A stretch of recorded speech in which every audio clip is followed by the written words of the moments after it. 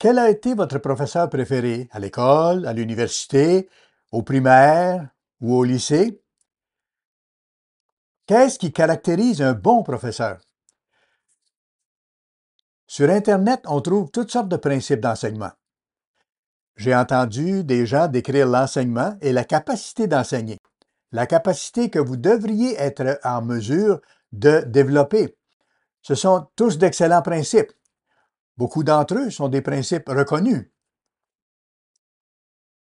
Jésus-Christ était exceptionnel. Sans doute, comme nous le dirions, le meilleur de tous les enseignants, et assurément l'enseignant parfait. Il a donné un merveilleux exemple à chacun de nous. Il y a toutes sortes de principes et d'instructions, et je vais donc donner une sorte d'aperçu. Nous lisons que Dieu déclare la fin depuis le commencement. Dans Apocalypse 20, au verset 6 et aussi au verset 5, nous voyons à l'avance que nous serons des rois et des sacrificateurs dans la famille de Dieu. Des rois et des sacrificateurs. Un sacrificateur est un enseignant, quelqu'un qui enseigne et encourage. Nous lisons ici dans Lévitique au 10e chapitre, Lévitique 10, c'est l'histoire, vous vous en souvenez, où les deux fils d'Aaron ont commis une horrible erreur. Ils ont apporté un feu étranger qui n'était pas sanctifié, il était impur et souillé, et ils ont perdu la vie à cause de cela.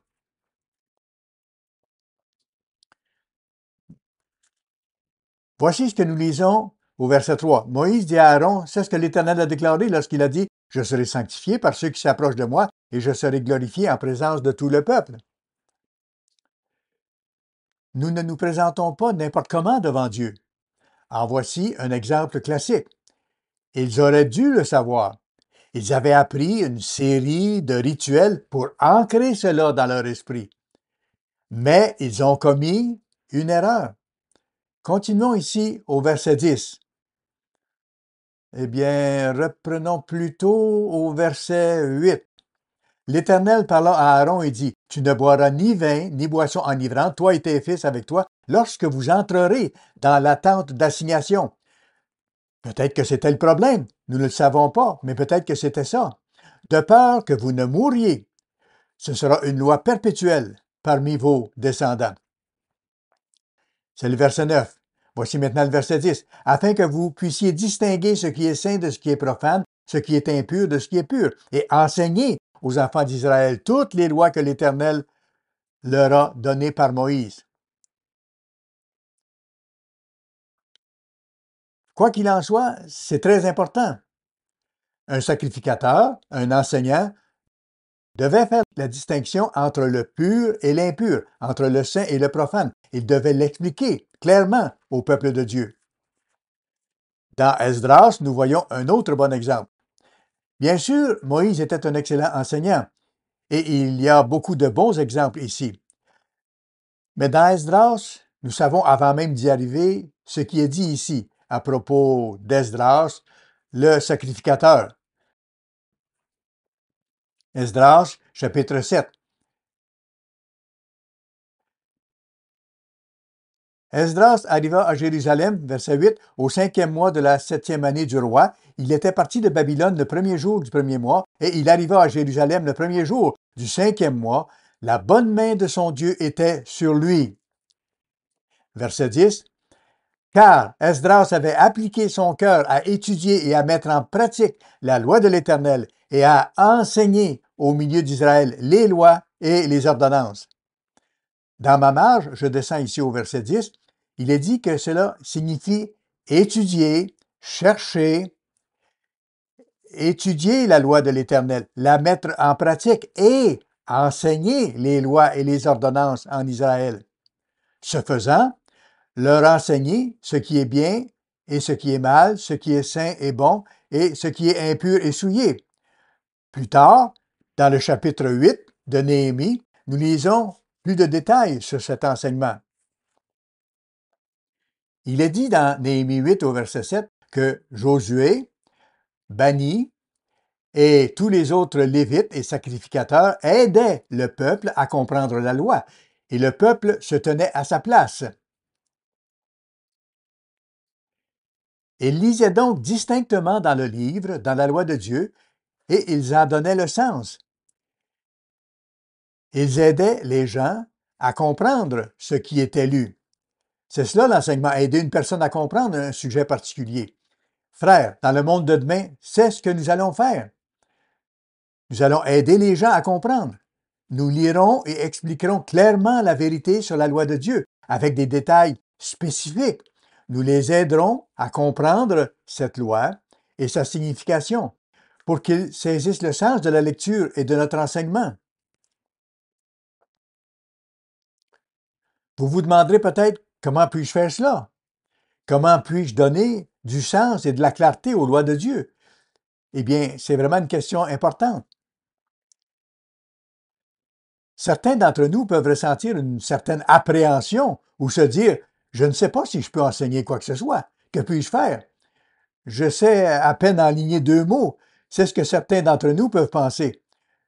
Nous nous dépressions et nous nous rendons compte que nous sommes parfois un peu déficients. Comment pourrons-nous être à la hauteur de la fonction dans laquelle Dieu vous placera et dans laquelle il nous placera tous dans le monde de demain? Comment allez-vous pouvoir aider les gens? Comment allez-vous pouvoir donner un sens aux lois de Dieu? Comment allez-vous aider les gens à comprendre? De nouvelles personnes posent des questions. Qu'est-ce que cela signifie de faire une telle chose, faire telle ou telle chose? Et ils vous demandent peut-être, que signifie chercher Dieu? Que diriez-vous à une nouvelle personne à propos de la recherche de Dieu? Comment cherche-t-on Dieu? Comment savez-vous que Dieu vous entend? Que leur diriez-vous?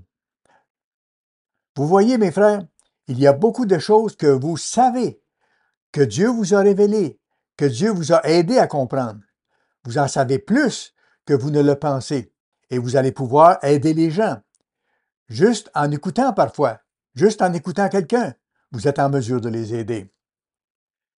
Durant le millénium, vous serez un enseignant et un roi, régnant avec Jésus-Christ, sous son autorité. Nous serons en mesure d'encourager et d'aider tous ces gens. Aujourd'hui, j'aimerais vous décrire quelques caractéristiques d'un bon enseignant. Le titre de ce sermon est « Nous sommes tous en formation pour enseigner ». En formation pour enseigner. Nous verrons que vous êtes excellent dans ce processus de formation à l'enseignement et que vous progressez bien dans cette voie. Certains sont dans l'Église depuis longtemps, d'autres sont tout nouveaux. J'ai parlé à une nouvelle personne, à Fernandina Beach. Je dois bien le prononcer car j'ai tendance à dire Ferdinand. C'est ce que je veux dire. C'est le site de fête miracle que Dieu a ouvert pour les frères qui allaient à Palmetto. Les vents sont venus, ils ont soufflé, ils ont rendu Palmetto inutilisable et nous avons été transférés à une belle location, au Marriott Courtyard. Quelqu'un devait souffrir et nous avons souffert agréablement au Marriott. Des installations magnifiques, des frères merveilleux, des chants et des réjouissances, comme vous en connaissez ici aujourd'hui.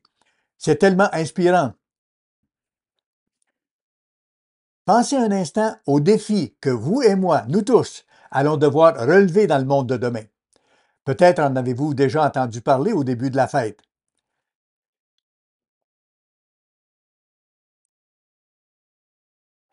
Dans le 2e chapitre d'Ésaïe, Ésaïe 2,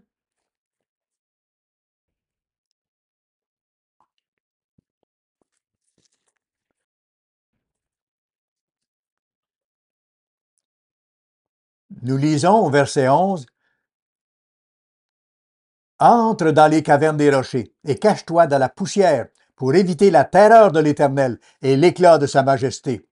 L'homme au regard hautain sera abaissé. » Nous savons que la terre tremble parfois, mais à la fin des temps, Dieu va ébranler la terre et les cieux.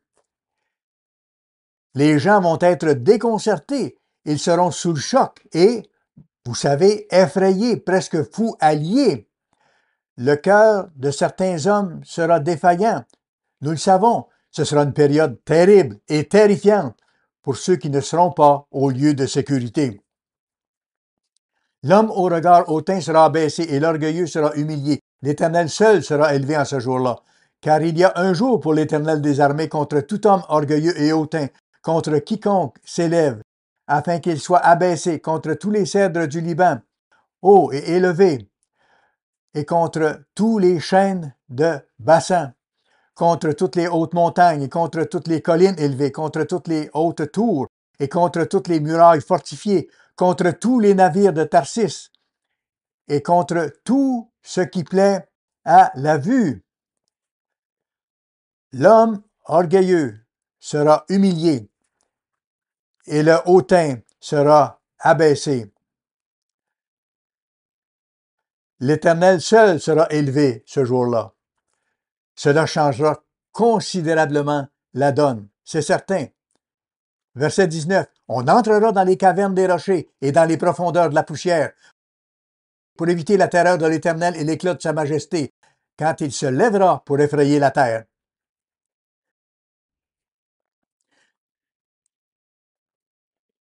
Nous lisons dans Apocalypse 6 à peu près la même chose. Apocalypse 6, à partir du verset 15. Les rois de la terre, les grands et les chefs militaires, les riches, les puissants, tous les esclaves et les hommes libres se cachèrent dans les cavernes et dans les rochers des montagnes. Et ils disaient aux montagnes et aux rochers, tombez sur nous et cachez-nous devant la face de celui qui est assis sur le trône et devant la colère de l'agneau. C'est effrayant quand on pense à ce qui va se passer. J'ai vécu un petit tremblement de terre, 7 points quelque chose, je crois, en Californie du Sud. Certains d'entre nous s'en souviennent. Les tuiles du toit du gymnase de basket sont tombées. Elles étaient en amiante, très lourdes, et elles se sont enfoncées dans le plancher de bois lorsqu'elles ont frappé. Heureusement, personne ne se trouvait dans le gymnase à ce moment-là. Le choc s'est produit vers 5h ou 5h30 le matin. J'étais dans le dortoir, je m'étais levé et j'étais à la salle de bain. Je ne vous dirai pas précisément où j'étais, mais j'ai survécu à ce tremblement de terre.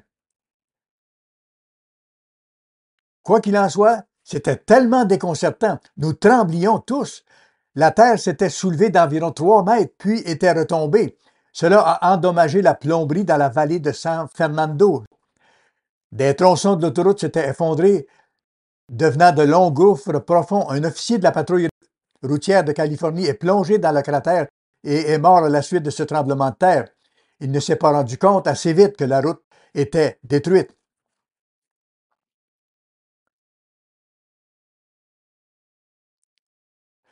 Mes parents vivaient dans la vallée de San Fernando. Ils avaient une bibliothèque à la tête de leur lit, vous savez, une étagère. Et tout cela s'est effondré. La vaisselle est sortie du placard et, durant longtemps, au loin, dans la vallée de San Fernando, sur les collines, on entendait les chiens hurler. Juste un hurlement sinistre au rythme des mouvements du sol. Pourtant, ce n'était qu'un petit tremblement de terre. Pouvez-vous imaginer ce que nous disons ici? Ce sera une période de grande incertitude. Et pourtant, les gens sentiront qu'il se passe quelque chose, et beaucoup le sauront. Beaucoup sauront qu'il s'agit de Jésus-Christ, mais certains seront encore trompés. Satan a exercé une puissante influence sur l'humanité. Aujourd'hui, elle est presque à son zénith, alors que le monde entier est complètement dans l'obscurité. La fausse religion, toutes sortes de choses sont introduites. Les gens sont confus dans leurs pensées. C'est la confusion concernant qui ils sont et ce qu'ils sont. Et tout cela est le résultat d'un système d'éducation qui s'est détraqué, fondé sur des philosophies païennes et un raisonnement scientifique humain qui n'aboutit jamais à une juste conclusion sur les choses. Si vous étudiez vraiment la méthode scientifique, vous verrez qu'il s'agit d'une forme de raisonnement circulaire. Beaucoup de choses ont été inventées, bien sûr, mais en fin de compte, les gens sont toujours à la recherche de la vérité et ils ne peuvent jamais la trouver. En fait, ils nient l'existence du monde spirituel.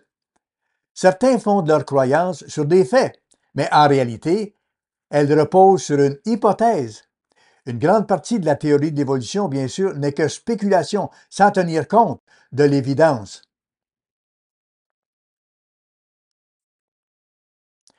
Même Darwin a remis en question sa propre théorie lorsqu'il a découvert le globe oculaire.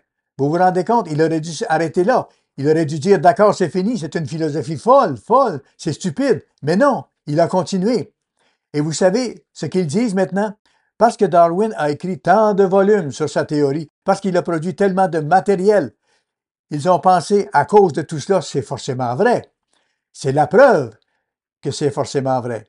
Il y a tellement de volumes, de spéculations, et de si, et de donner assez de temps, et de sélection naturelle. Eh bien, ça doit être vrai. C'était dans le Reader's Digest. Une section était intitulée « Comment savoir si vous avez un quotient intellectuel élevé ?» Inutile de dire que j'ai fait le test. J'ai découvert que mon quotient intellectuel était de 0. L'une des questions était la suivante. Vrai ou faux? L'évolution est vraie? Et j'ai répondu faux avec un grand X. Ils ont dit, vous avez perdu. Vous avez échoué. La raison pour laquelle j'ai échoué, selon eux, puisqu'un grand nombre de scientifiques disent que l'évolution est vraie, ils pensent que c'est forcément vrai.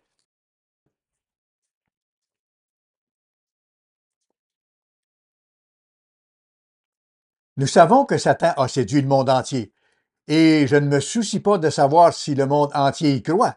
Nous savons que c'est faux, évidemment. Mais la raison humaine est ainsi faite. Il faut donc se méfier de la raison humaine. Elle semble bonne, elle peut sembler juste, mais son résultat, comme le dit Proverbe 14:12, c'est la mort. Frères, nous sommes ceux qui, dans l'Église de Dieu, veulent être de bons enseignants. Nous voulons accomplir cette partie, cette prophétie. Nous sommes en formation pour être d'excellents enseignants, pour rendre les choses claires, pour être capable d'aider les gens à discerner entre ce qui est mal et impur et ce qui est bien et pur, ce qui est tout simplement délicieux et édifiant. Que pouvons-nous donc faire? Que pouvons-nous faire pour nous préparer à devenir de bons enseignants? Vous vous souviendrez de certains de ces principes, peut-être à partir d'autres sermons. Ce ne sont que des principes de base, mais ils sont très utiles. J'espère que vous les noterez et que vous y penserez. Tout d'abord, Dieu doit enlever les écailles de la tromperie des yeux des personnes aveuglées dans le monde. Nous lisons dans Ésaïe au chapitre 25, Ésaïe 25. Après tout, n'est-ce pas ce qui est arrivé à vous et à moi, miraculeusement?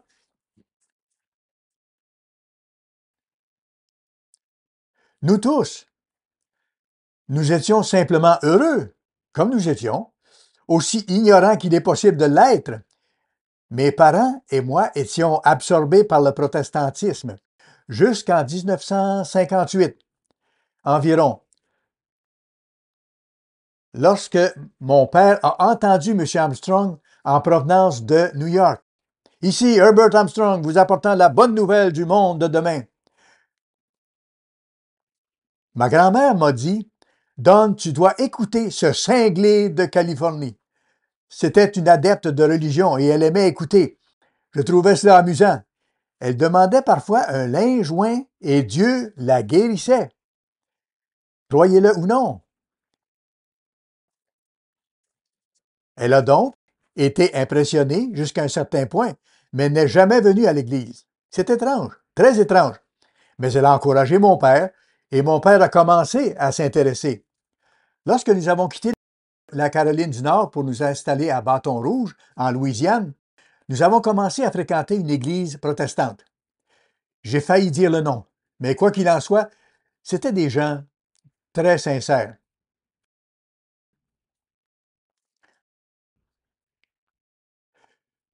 Je me souviens qu'après un certain temps, mon père a commencé à enseigner une classe biblique pour adultes à partir de leur littérature. Il a posé un jour la question suivante.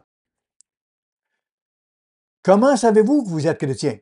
Un homme, au fond de la salle, a dit, ne me dites pas que je ne suis pas chrétien. Je vais me lever et vous mettre mon poing sur le nez.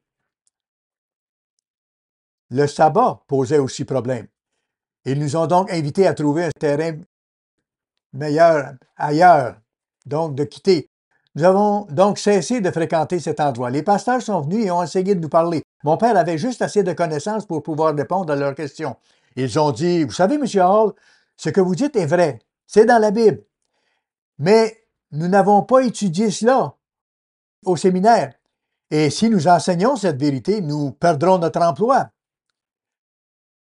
J'avais 12 ans à l'époque et je me suis dit, wow, comment peuvent-ils faire passer leur travail avant la vérité? C'était comme ça. Et cela m'a vraiment ouvert les yeux. Dès lors, comme vous, mes frères, nous avons commencé à comprendre de plus en plus. Mais la véritable pièce de résistance, la véritable percée, c'est lorsque nous avons commencé à observer le sabbat. Cela a vraiment changé la donne. C'est alors que vous commencez à vraiment respecter les commandements de Dieu. Dieu dit dans le psaume 111, verset 10, « La crainte de l'Éternel est le commencement de la sagesse. Tous ceux qui l'observent ont une bonne compréhension, selon certaines versions. » Alors, frères, vous êtes ici en train de faire ce qu'il faut et vous en savez plus sur la façon d'expliquer les choses que vous ne le pensez. Dieu vous inspirera, Dieu vous aidera. Une chose que vous réalisez d'emblée, la première, c'est que Dieu a enlevé les écailles de vos yeux. Vous comprenez, vous avez de la perspicacité, vous savez. La fonction d'un sacrificateur est d'abord de savoir. Nous devons demander à Dieu de nous aider à en savoir plus, à avoir davantage de connaissances et de compréhension. Alors, demandez à Dieu, demandez-le à Dieu, et Dieu vous aidera. Dieu vous fera réaliser que vous savez.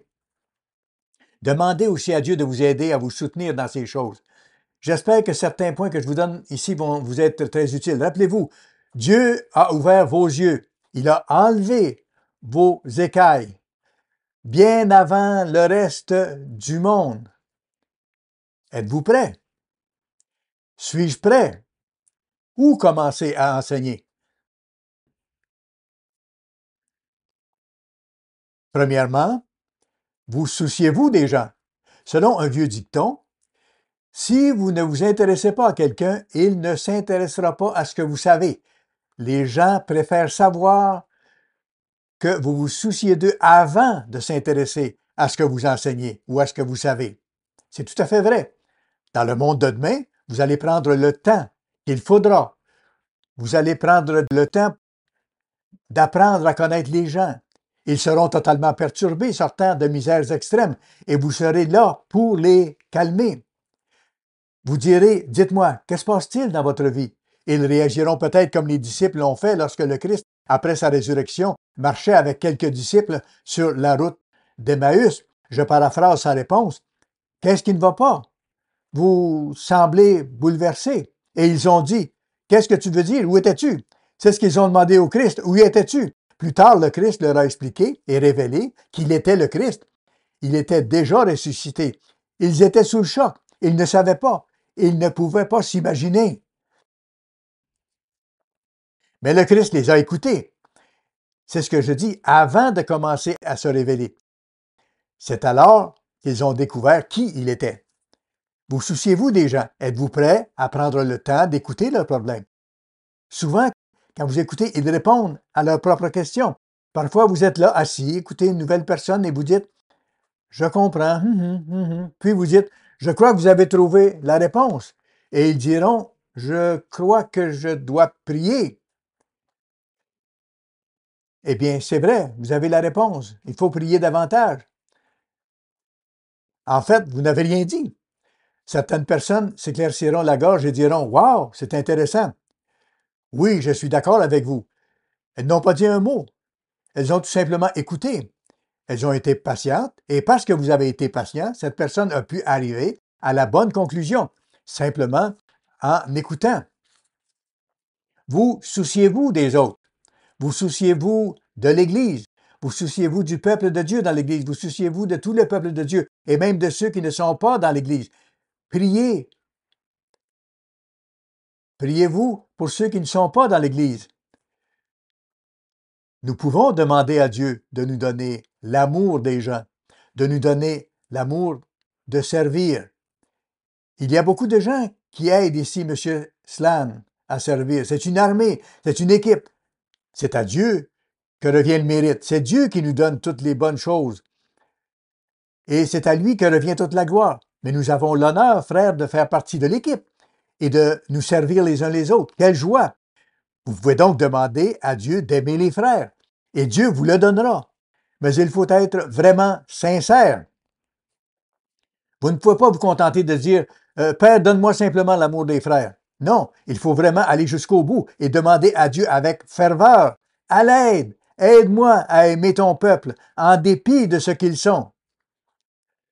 Bien sûr, ils vont prier pour la même chose. Aide-moi à aimer un tel ou un tel, malgré ses travers.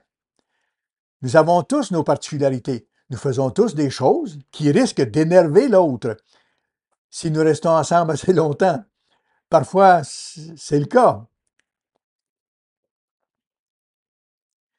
Mais d'un autre côté, lorsque vous avez l'amour de Dieu, ces particularités semblent se dissiper et disparaître.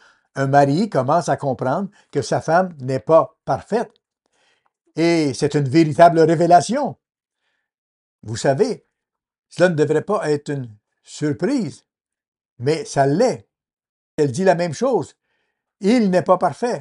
Alors comment bien s'entendre? Il faut l'amour de Dieu pour toujours voir ce qui est bon, pour toujours encourager le bien. Une vieille chanson dit « Accentuez le positif, éliminez le négatif et ne touchez pas à l'entre-deux. » Vous savez, nous voulons prier pour cet amour de Dieu, pour bien le voir. C'est frappant de lire la prière du Christ avant sa mort, dans Jean 17, verset 6, où il dit « J'ai fait connaître ton nom aux hommes que tu m'as donnés, du milieu du monde. Tu me les as donnés, et ils ont gardé ta parole. » Il parle d'eux positivement. Jésus-Christ n'a pas évoqué leurs problèmes. Il se plaignait toujours. Juste avant sa mort, ses disciples se disputaient et se chamaillaient même pour savoir qui serait le plus grand. Or, Jésus n'a rien dit de tout cela. Il s'est concentré sur le positif.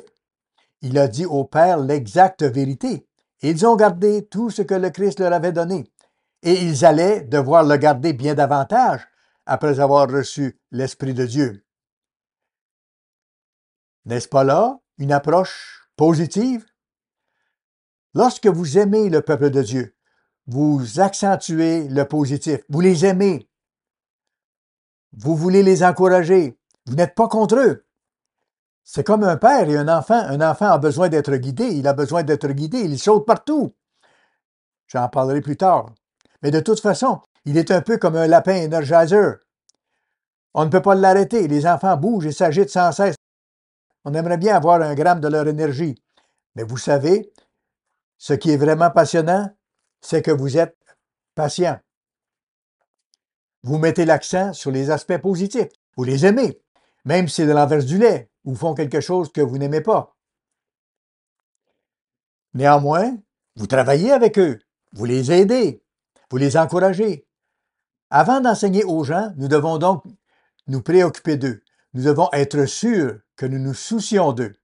Nous devons aller à Dieu et lui demander de nous donner sa sorte d'attention particulière. Car Dieu a tant aimé le monde entier, comme nous l'avons entendu dans la sermonnette. Et Dieu nous a aimés alors que nous étions encore ses ennemis. Alors que le Christ souffrait, qu'il était battu, nous aurions été là à dire « Crucifiez-le, crucifiez-le » par ignorance, bien sûr. Néanmoins, alors que nous étions encore ennemis, alors que nous vivions encore dans nos péchés, vous voyez, en nous essuyant les pieds sur le sabbat, sur les lois de Dieu, Christ est mort pour nous, pour que nous puissions avoir une part, pour que nos péchés soient pardonnés et que nous puissions faire partie de sa famille, la famille de Dieu, sous Jésus-Christ, en tant que roi des rois et seigneur des seigneurs. Comment enseigner? Comment allez-vous trouver les faits et toutes les informations que vous devez connaître pour avoir la bonne approche? Comment cela va-t-il se passer? Rapportez-vous avec moi à Exode, chapitre 31. Exode, chapitre 31.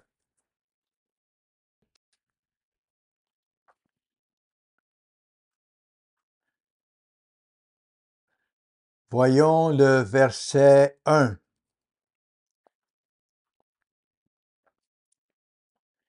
L'Éternel parla à Moïse et dit, sache que j'ai choisi Bethsaléel, fils d'Uri, fils de Hur, de la tribu de Juda. Je l'ai rempli de l'Esprit de Dieu, de sagesse, d'intelligence et de savoir pour toutes sortes d'ouvrages. Je l'ai rendu capable de faire des inventions, de travailler l'or, l'argent et l'airain, de graver les pierres à enchâsser, de travailler le bois et d'exécuter toutes sortes d'ouvrages.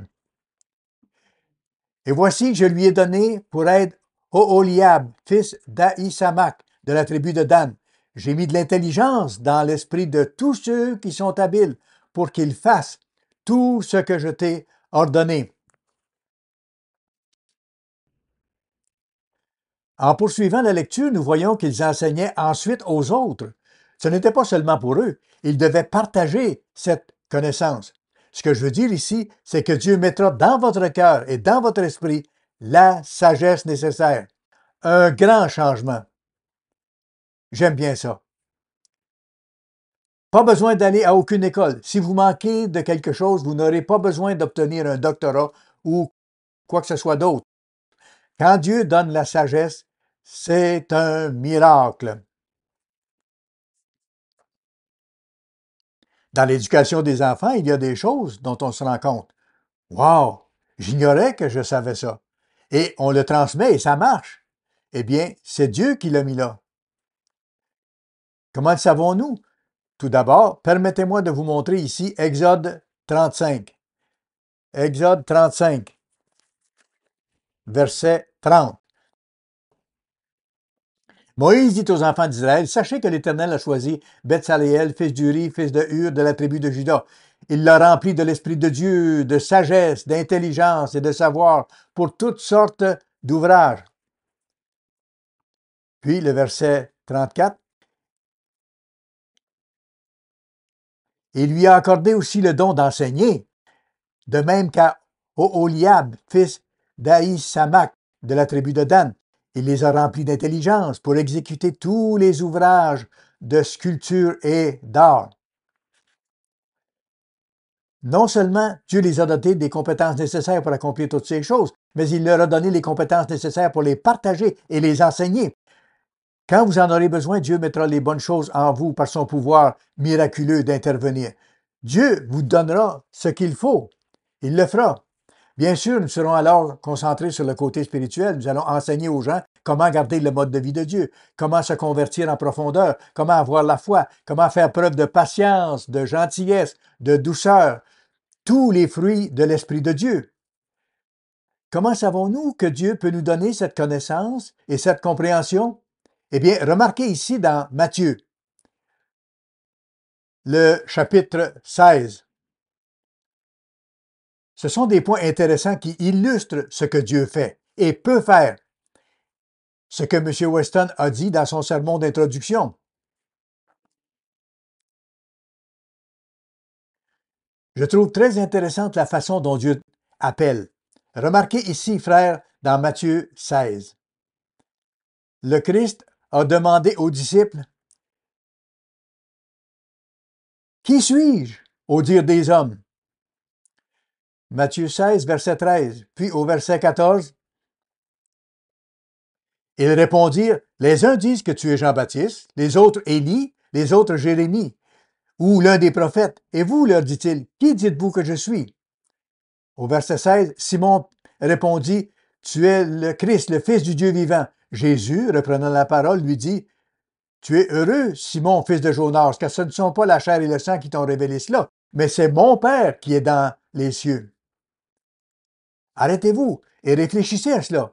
C'est Dieu le Père qui a révélé cela à Pierre, miraculeusement. Cela a pénétré dans son esprit par l'intermédiaire de l'Esprit de Dieu qui travaillait avec lui. Je vous pose donc la question, Comment auriez-vous pu comprendre la vérité si vous n'aviez jamais entendu auparavant? Comment l'auriez-vous reconnu si on ne vous l'avait jamais enseigné? C'est un miracle. Et nous savons que nul ne peut venir au Christ si le Père ne l'attire. M. Weston l'a mentionné. C'est un miracle. C'est vraiment fascinant à voir. Les appelés sont d'accord avec vous lorsque vous leur parlez. Ils prennent la revue, ils écoutent l'émission, ils commencent le cours de Bible et leurs yeux s'ouvrent, ils sont brillants. Ils sont tellement enthousiastes. Ils se rendent compte qu'ils sont sur la bonne voie. C'est Dieu qui leur a révélé. Comment pourrait-il reconnaître la vérité? Inversement, si vous parlez à quelqu'un qui n'a pas les yeux ouverts, cela lui passe par-dessus la tête. « Ah oui, je sais que c'est dans la Bible, diront-ils. J'ai dit à une personne qui était nouvelle, je suis content que vous soyez là. Observez-vous le sabbat? » Il m'a répondu, « Eh bien, je le fais parfois. » J'ai dit, « Serez-vous ici le prochain sabbat pour le suivi de la conférence? » Il a dit, « Non, je suis diacre dans une autre congrégation, dans mon église. Que penserait-il de moi? De plus, le Seigneur me pardonne chaque fois que je ne respecte pas le sabbat. » Cela lui passait carrément par-dessus la tête, entré dans une oreille et sorti par l'autre. C'était aussi mon cas, comme nous tous, avant que Dieu nous ouvre l'esprit. Mais pour certaines personnes, cela pénètre. Quand ça se produit, c'est un miracle. Les yeux s'ouvrent, ils savent. C'est comme si Dieu leur avait parlé. Une famille m'a dit, nous avons entendu la voix du Christ lorsque nous avons entendu M. Meredith. M. Meredith prêchait l'évangile du royaume de Dieu à la télévision. Et quand ils l'ont entendu, cela a résonné en eux.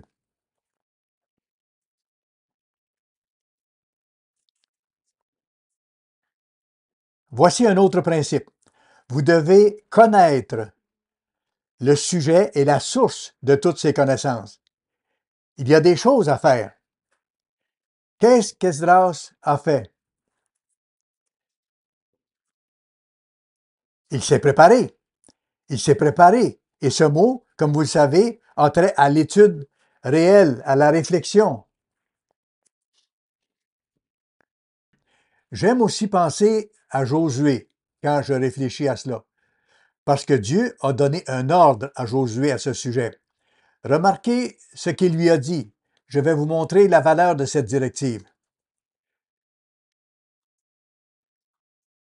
Si vous faites ces choses, vous verrez le résultat. Beaucoup d'entre vous le font déjà, mais je vous dis de continuer. C'est ainsi que vous et moi pouvons devenir de bons enseignants.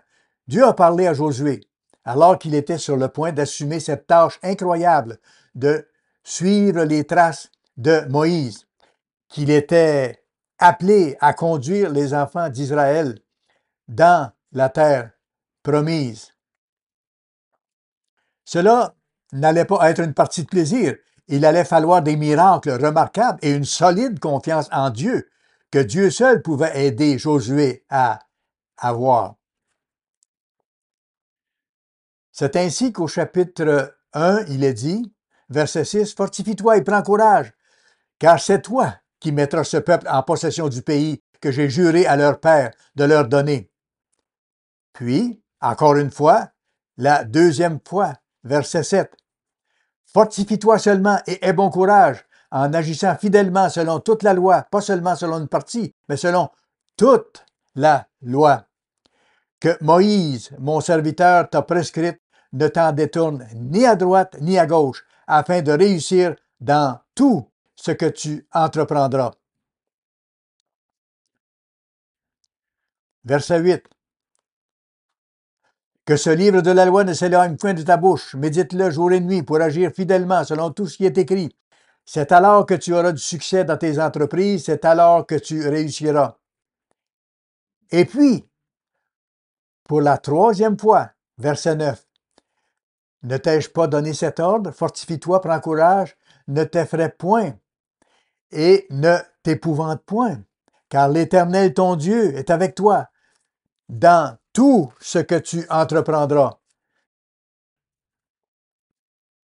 Dieu n'est-il pas avec vous et moi, avec nous tous dans cette salle, où que nous allions? et avec le quartier général, avec M. Weston et toute l'équipe qui y travaille pour nous soutenir, nous aider et nous encourager. Mais remarquez qu'il est dit, la loi ne s'éloignera pas de ta bouche. En lisant ce texte un peu plus en profondeur, nous avons souvent envie de remuer les lèvres. Nous lisons peut-être à voix haute pour nous-mêmes ou à voix basse.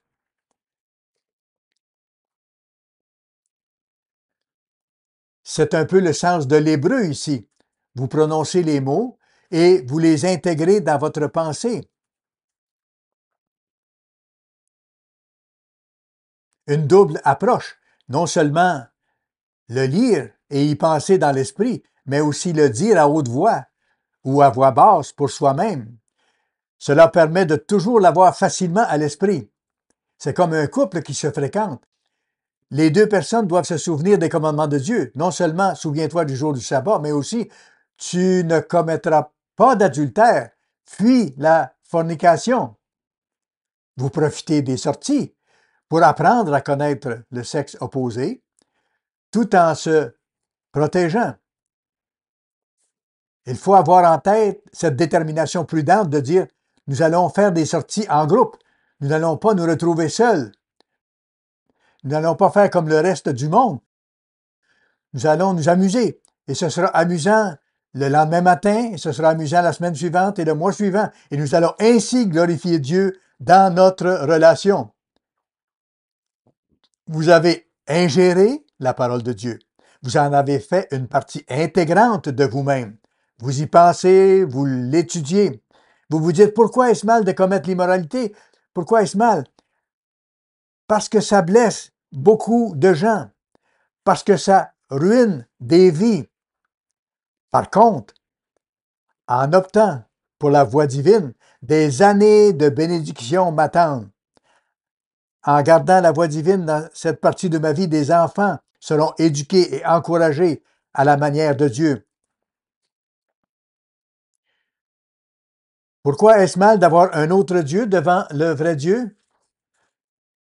On a un jour posé cette question à M. Armstrong. Quel est le plus grand commandement? Quel est le commandement le plus important? Dieu ne classe pas les péchés par catégorie, mais il y a des commandements qui sont les premiers et puis les seconds. Le premier commandement est le suivant. Tu n'auras pas d'autre Dieu devant le vrai Dieu. Et tu l'aimeras de tout ton cœur, de tout ton esprit, de tout ton corps et de tout ton être. Pourquoi?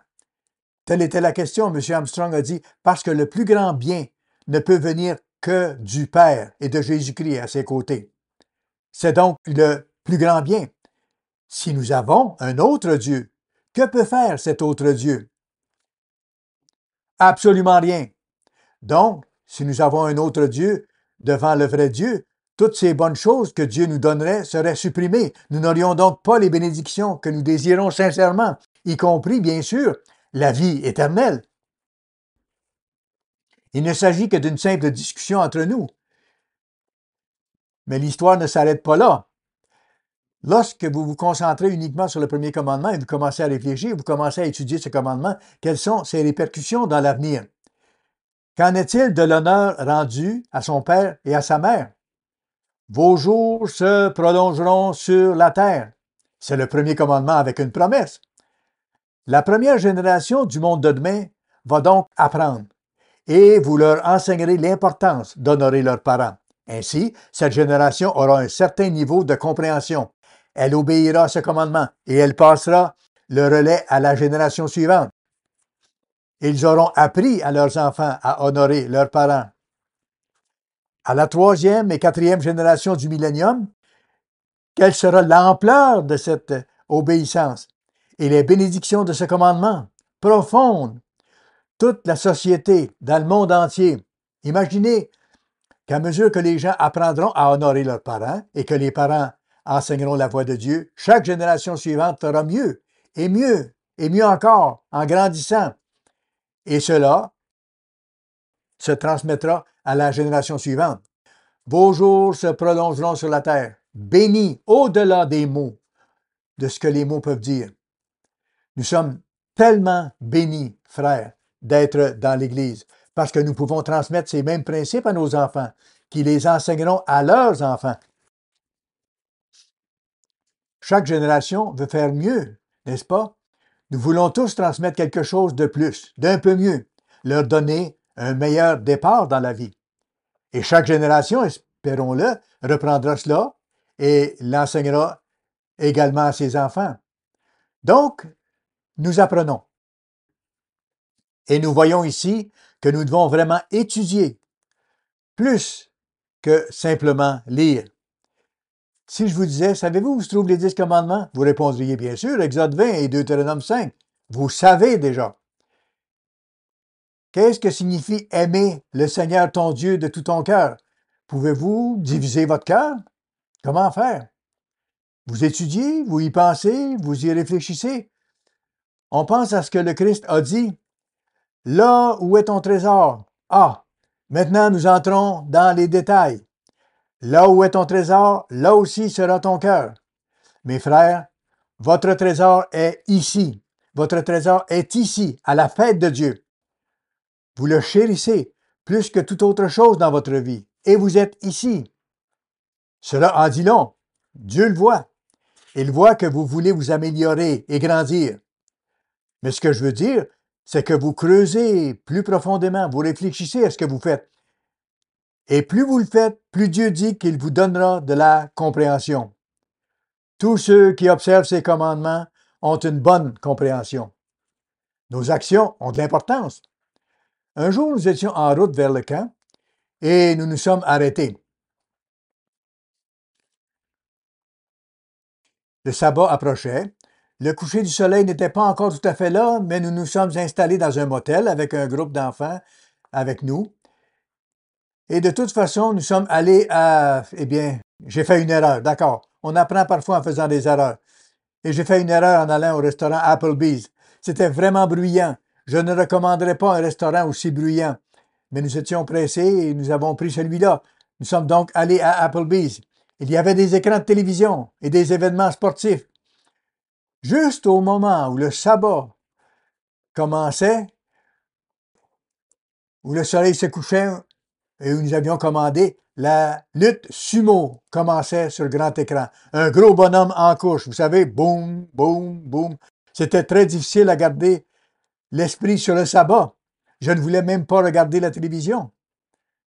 En tout cas, à partir de ce moment-là, j'ai dit, c'est la dernière fois que nous allons dans un restaurant bruyant et dérangeant.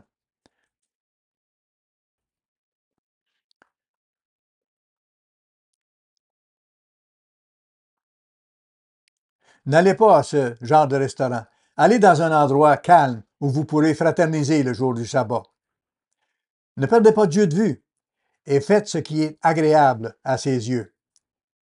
C'est un exemple où nous prenons certaines décisions en pensant qu'elles pourraient convenir, mais ensuite nous nous apercevons que cela ne fonctionne pas. Nous grandissons, nous comprenons, nous nous repentons d'avoir fait ce qui est mal et nous nous remettons sur la bonne voie. Que faire? Que faire quand vous étudiez? Vous demandez à Dieu de vous aider, de vous éclairer, de vous donner de la sagesse. Et quand vous demandez, vous faites ce que Dieu dit. Demandez, cherchez et frappez. Il y a une progression, une intensité plus grande à chaque étape. Chacune est un peu plus intense que la précédente. Vous commencez par demander, ensuite vous cherchez, puis vous frappez. C'est alors que vous progressez vraiment. Demandez, cherchez et frappez. C'est alors qu'on crie à Dieu pour avoir plus de sagesse. Vous savez, le Christ a dit que si vous demandez, et c'est une préoccupation dirigée vers les autres, vous demandez de la compréhension et de la sagesse pour pouvoir aider quelqu'un d'autre. Qu'y a-t-il de mal à cela, n'est-ce pas? C'est vraiment puissant. Il ne s'agit pas de s'occuper de soi, mais d'aider quelqu'un d'autre. Dieu vous le donnera. Il ne retiendra pas son Saint-Esprit de sagesse et d'intelligence. Je dis, essayez-le. Je suis sûr que beaucoup d'entre vous l'ont fait, surtout si vous êtes des parents. Et vous êtes sans doute déjà arrivé de dire, au secours, j'ai besoin d'aide. Je ne connais pas la réponse à cette question. Votre fille ou votre fils a peut-être posé une question alors qu'ils ne sont peut-être pas d'accord avec vous ou qu'ils traversent une période de rébellion, nous nous posons des questions. Mais Dieu est en charge et il nous aidera. Il a promis qu'il ne nous délaisserait jamais et qu'il ne nous abandonnerait jamais. Et nous pouvons être forts et courageux. La partie que j'ai laissée de côté tout à l'heure au sujet de Josué, concernant le fait d'être fort et courageux, se retrouve plus tard dans l'histoire, lorsqu'il conquiert le pays de Canaan. Le pays de Canaan. Nous lisons qu'à un moment donné, au cours de cette bataille acharnée, il s'est levé tôt, il s'est mis au travail et il n'a pas perdu de temps, poursuivant une armée jusqu'au nord. Ils avaient rassemblé un fort contingent contre lui. Josué a crié à Dieu en disant: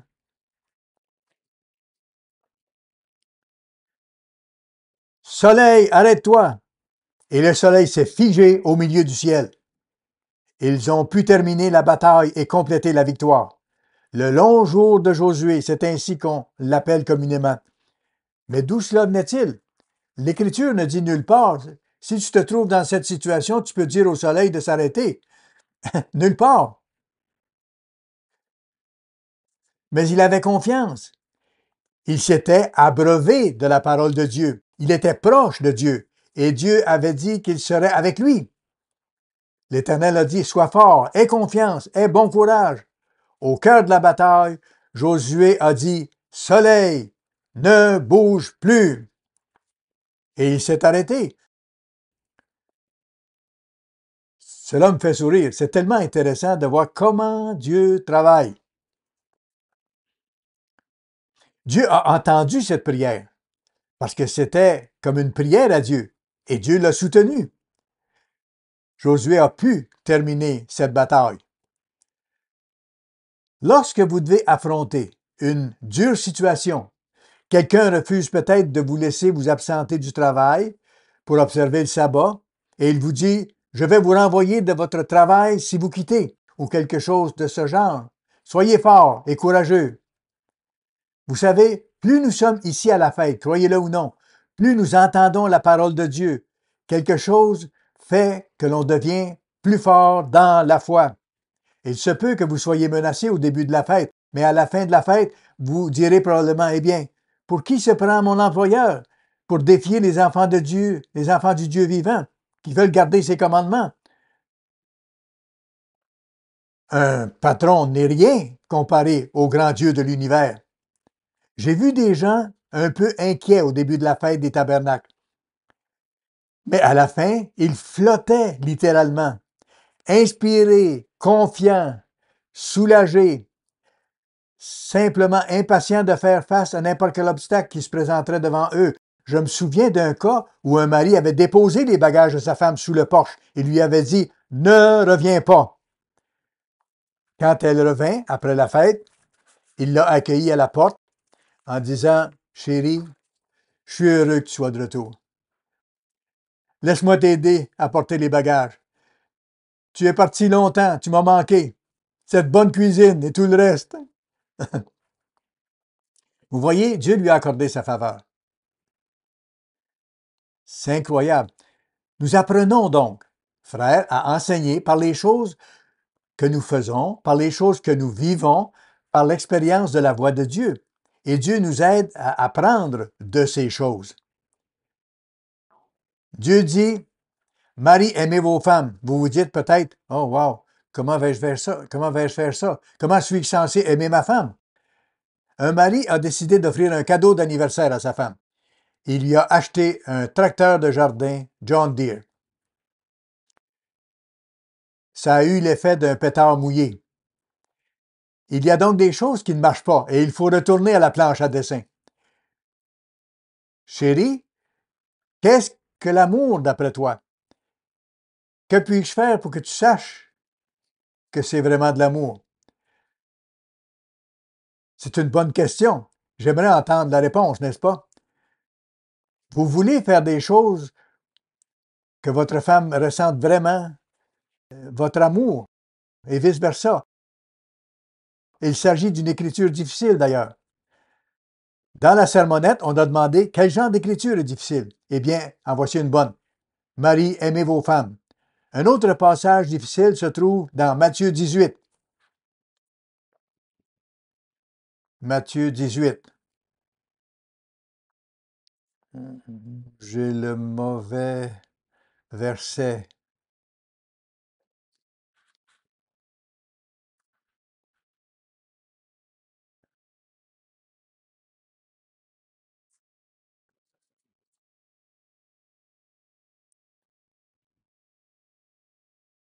J'avais le mauvais chapitre.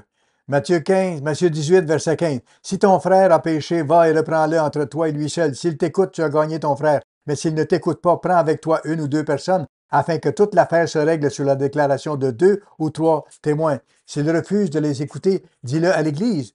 Et s'il refuse aussi d'écouter l'Église, qu'il soit pour toi comme un païen et un publicain. Le Christ a aussi dit, dépose ton offrande près de l'autel si quelqu'un a une dent contre toi. Votre prière sera inefficace si vous ne le faites pas.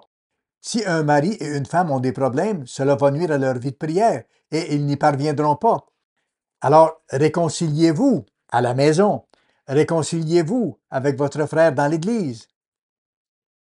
C'est une écriture difficile. Va vers ton frère.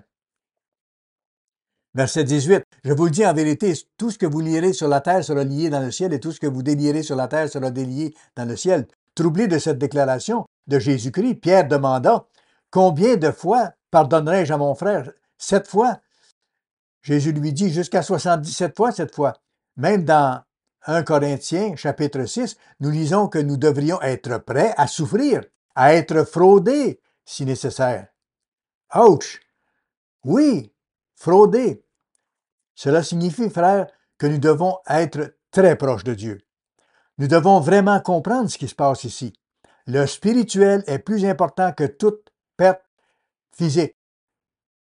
Nous devons nous concentrer sur ce qui est le mieux pour ce frère. Les circonstances peuvent faire qu'il n'est pas capable de voir la lumière et qu'il n'est pas capable de répondre. Il faut alors souffrir soi-même, être patient. Il comprendra en temps voulu. Mais parfois, il faut lui pardonner même s'il ne dit pas qu'il est désolé ou qu'il ne reconnaît pas sa faute. Nous devons être prêts à aller vers notre frère et à nous réconcilier sincèrement. J'ai fait ça, M. Hall, me disent-ils. J'ai fait ça et ça ne marche pas. Combien de fois y êtes-vous allé? Eh bien, une seule. Alors, essayez 2 fois. D'accord, je vais y retourner. Puis ils reviennent. Ça n'a pas marché, M. Hall. Ça n'a pas marché. Comment l'avez-vous abordé? Je suis allé le voir et je lui ai dit que j'avais raison et qu'il avait tort. Ce n'est pas tout à fait comme ça qu'on fait ou qu'on devrait faire. Il faut y aller humblement en reconnaissant que c'est peut-être vous qui avez tort. Eh bien, je n'ai pas tort. C'est bien là le problème, n'est-ce pas? Nous devons nous rendre compte que nous pouvons faire partie du problème au même titre que la personne qui nous a marché sur les pieds.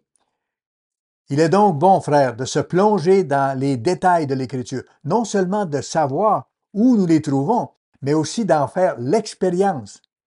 Se plonger dans la parole de Dieu et en faire l'expérience. Dans Hébreux 5, Hébreux 5 met vraiment l'accent sur ce point.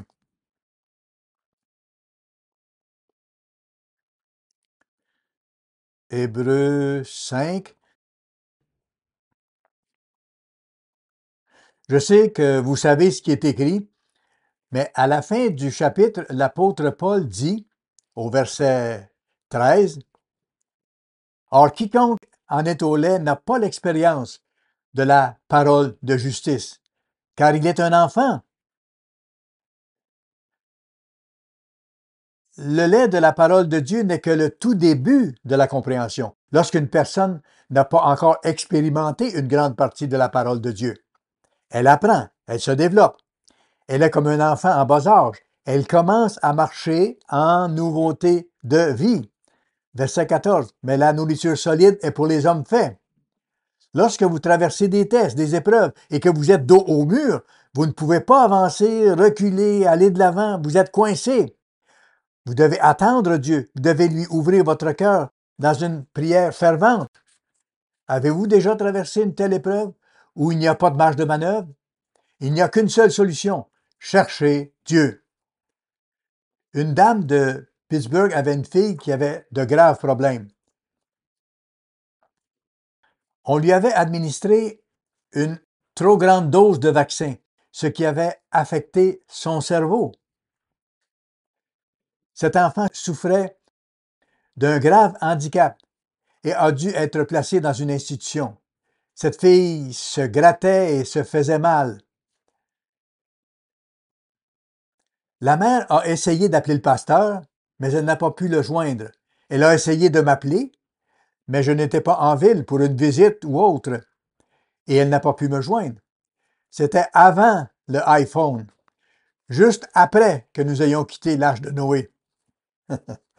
De toute façon, elle n'a trouvé personne. Elle s'est donc interrogée, je me demande ce qu'il me dirait de faire. Il me dirait probablement de prier. Elle a donc commencé à prier. Habituellement, on fait une prière normale, mais cette fois-ci, c'était grave. Elle répandait son cœur devant Dieu. Cela fait penser à Anna lorsqu'elle a prié pour avoir un enfant. Elle a déversé son cœur sur Dieu. Elle pleurait et elle s'agitait pendant qu'elle parlait. Ô Tout-Puissant! Cette femme a prié durant 1 heure entière. Non, elle a d'abord prié 15 minutes. Puis elle s'est levée, s'est lavé le visage et s'est remise à prier. Ce sentiment de lourdeur était toujours présent. Enfin, après 1 heure de prière, ce sentiment a disparu. Elle a réussi à s'en libérer. Dieu avait répondu à sa prière. Elle a appelé l'institution. Sa fille avait cessé de se gratter. Elle était plus calme. Les choses s'étaient améliorées dans une certaine mesure. Quand j'ai entendu cette histoire, je me suis dit que c'était une source d'inspiration et d'encouragement. Toute une leçon de foi. Nous devons rester à genoux. C'est une leçon, frères et sœurs, pour ce qui est de la capacité d'aider quelqu'un d'autre. Dans le monde de demain, les gens sortiront d'un environnement mondial en état de choc extrême. Ils seront comme cette dame dans l'église avec sa fille, s'interrogeant sur leurs enfants. Qu'est-il arrivé à nos enfants? Certaines nations israélites seront amenées en captivité et des familles seront séparées. Que s'est-il passé? Que se passe-t-il? Ils auront besoin d'être encouragés, ils auront besoin de quelqu'un pour les écouter. Ils crieront au secours, apprenant aussi à être totalement fervents dans leur prière. L'encouragement sera peut-être de leur dire, avez-vous prié à ce sujet? Pendant combien de temps? Avez-vous abandonné? Dieu dit, priez sans cesse. Et là encore, il y a une leçon à tirer pour nous. Non seulement cela renforcera notre foi, mais nous pourrons l'enseigner dans le monde de demain. Il y a beaucoup de choses que nous pourrions dire ici, ou que je pourrais dire. Mais nous savons que nous avons le plus grand exemple qui soit, notre Seigneur et Sauveur Jésus-Christ. Nous serons ressuscités dans la famille de Dieu et nous nous verrons confier de grandes responsabilités. Même si vous n'aviez que 2 personnes à servir au début, un mari et sa femme, et que c'était tout ce qu'on vous donnait, et qu'ils aient 6 enfants. Je prends le chiffre 6, mais peut-être que c'est 7 ou 8. Il y aura de grandes familles dans le monde de demain.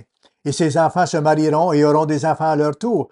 Vous leur enseignerez, vous les aiderez, vous les encouragerez. Ce couple avec lequel vous aurez commencé équivaudra sans doute plus tard, dans le temps,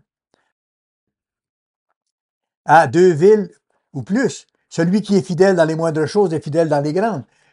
J'ai fait le calcul, je ne suis pas un mathématicien, mais en multipliant et en divisant et en tenant compte du fait qu'après une centaine d'années, les nouvelles générations apparaissent et se succèdent au cours du millénium. 500 ans après le début du millénium, la population dont vous serez responsable pourrait atteindre des millions de personnes. Pensez-y. Vous serez responsable de millions de personnes. J'aimerais bien savoir combien exactement cela pourra être, mais vous savez, on ne peut pas voir précisément quelle pourrait être la possibilité. Quel que soit le chiffre que nous trouvons, ce sera certainement inférieur à la réalité. Vous allez être occupé. Et ce sera une grande et merveilleuse bénédiction d'être occupé, d'être impliqué à temps plein, complètement impliqué pour aider les autres et pour vous assurer de leur appel et de leur élection. Vous aurez été transformé en un être spirituel. 1 Corinthiens 15 montre que vous allez ressembler à Jésus-Christ. Son visage brille comme le soleil, dans toute sa force. Vous serez comme les étoiles. Et ceux qui enseignent et ceux qui encouragent les gens dans la justice brilleront comme le soleil, dans toute sa force. Vos capacités, vos pouvoirs seront multipliés et amplifiés de façon exponentielle, au-delà de tout ce que les humains ont. Vous savez, Einstein sera ressuscité lors du jugement du grand trône blanc. Il regardera autour et dira, nous étions des idiots, nous étions fous. Nous découvrons maintenant l'intelligence de la voix de Dieu, qui dépasse de loin tout quotient intellectuel humain. Vos pouvoirs seront multipliés. Votre mémoire, vous n'aurez plus à vous soucier d'oublier quoi que ce soit. Vous serez imprégné de la puissance et de la gloire de Dieu.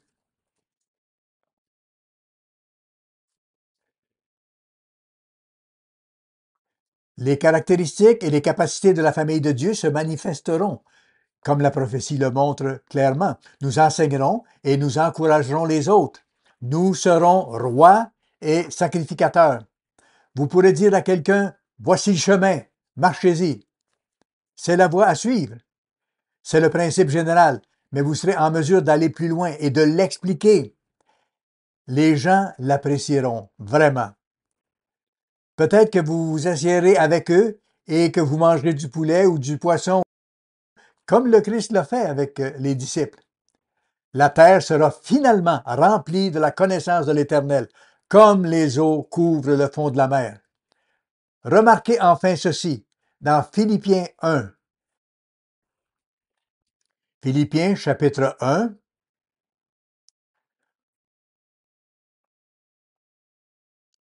au verset 6, il est dit, « Je suis persuadé que celui qui a commencé en vous cette bonne œuvre la rendra parfaite pour le jour de Jésus-Christ. » Alors, frères, continuez à faire du bon travail. Continuez à vous entraîner, à vous préparer à devenir des enseignants.